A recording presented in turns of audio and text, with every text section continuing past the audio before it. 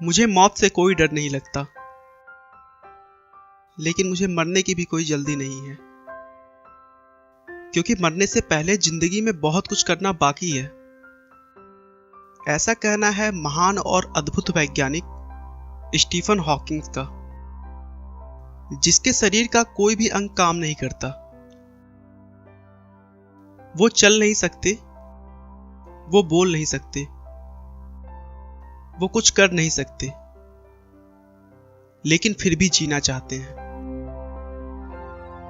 Stephen का कहना है कि मृत्यु तो निश्चित है, लेकिन जन्म और मृत्यु के बीच कैसे जीना चाहते हैं वह हम पर निर्भर करता है। चाहे जिंदगी जितनी भी कठिन हो, आप हमेशा कुछ न कुछ कर सकते हैं और सफल हो सकते हैं। स्टीफन का जन्म 8 जनवरी 1942 में इंग्लैंड के ऑक्सफोर्ड शहर में हुआ था। जब स्टीफन हॉकिंग का जन्म हुआ, उस समय दूसरा विश्व युद्ध चल रहा था। स्टीफन हॉकिंग के माता पिता लंदन के हाईगेट सिटी में रहते थे, जहां पर अक्सर बमबारी हुआ करती थी, जिसकी वजह से वह अपने पुत्र के जन्म के लिए ऑक्सफोर्ड चले आए, जहां पर सुरक्षित रूप से स्टीफन हॉकिंग का जन्म हो सका। बचपन से ही हॉकिंग बहुत ही इंटेलिजेंट थे। उनके पिता डॉक्टर और मां एक हाउसवाइफ थी। स्टीफन की बुद्धि का परिचय इसी बात से लगाया जा सकता है कि बचपन में लोग उन्हें आइंस्टीन कहकर पुकारते थे। उन्हें गणित में बहुत दिलचस्पी थी, यहां तक कि उन्होंने पुराने इलेक्ट्रॉनिक्स उपकरणों से कंप्यूटर बना दिया था। 17 वर्ष की उम्र में उन्होंने ऑक्सफोर्ड यूनिवर्सिटी में प्रवेश ले लिया। ऑक्सफोर्ड में पढ़ाई के दौरान उन्हें अपने दैनिक कार्यों को करने में थोड़ी दिक्कत आने लगी थी। एक बार स्टीफन छुट्टियां मनाने के लिए अपने घर पर आए हुए थे, तभी सीढ़ियों से उतरते समय वो बेहोश हो गए और नीचे गिर गए। शुरू में तो सभी ने कमजोरी मात्र समझकर ज्यादा ध्यान नहीं दिया,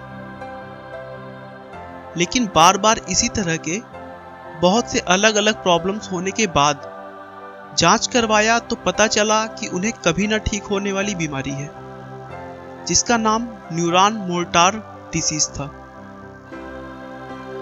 इस बीमारी में मांसपेशियों को नियंत्रित करने वाली सारी नसें धीरे धीरे काम करना बंद कर देती हैं, जिससे शरीर अपंग हो जाता है और पूरे अंग काम करना बंद कर देते हैं। डॉक्टर का कहना था कि स्टीफन अब सिर्फ 2 वर्ष और जी सकते हैं, क्योंकि अगले 2 सालों में उनका पूरा शरीर धीरे धीरे काम करना बंद कर देगा। स्टीफन को भी इस बात से बड़ा सदमा लगा, लेकिन उन्होंने कहा कि मैं ऐसे नहीं मर सकता, मुझे जीवन में बहुत कुछ करना तो अभी बाकी है। स्टीफन ने अपने बीमारी को दरकिनार कर तुरंत अपने वैज्ञानिक जीवन का सफर शुरू किया और अपने आप को पूरी तरह विज्ञान को समर्पित कर दिया। धीरे धीरे उनकी ख्याति पूरी दुनिया में फैलने लगी। उन्होंने अपनी बीमारी को एक वरदान के रूप में समझ लिया था, लेकिन वहीं दूसरी तरफ उनका शरीर भी उनका साथ छोड़ता चला जा रहा था। धीरे धीरे उनका बायां हिस्सा पूरा काम करना बंद कर दिया। बीमारी बढ़ने पर उन्हें व्हीलचेयर का सहारा लेना पड़ा। उनकी ये चेयर एक कंप्यूटर के साथ बनी है, जो उनके सर, उनकी आंखों और उनके हाथों के कंपन से पता लगा लेती है कि वो क्या बोलना चाह रहे हैं।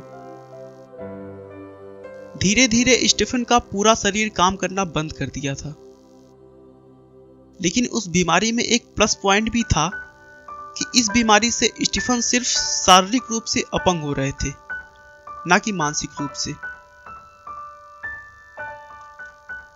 उसके बाद लोग यूं ही देखते चले गए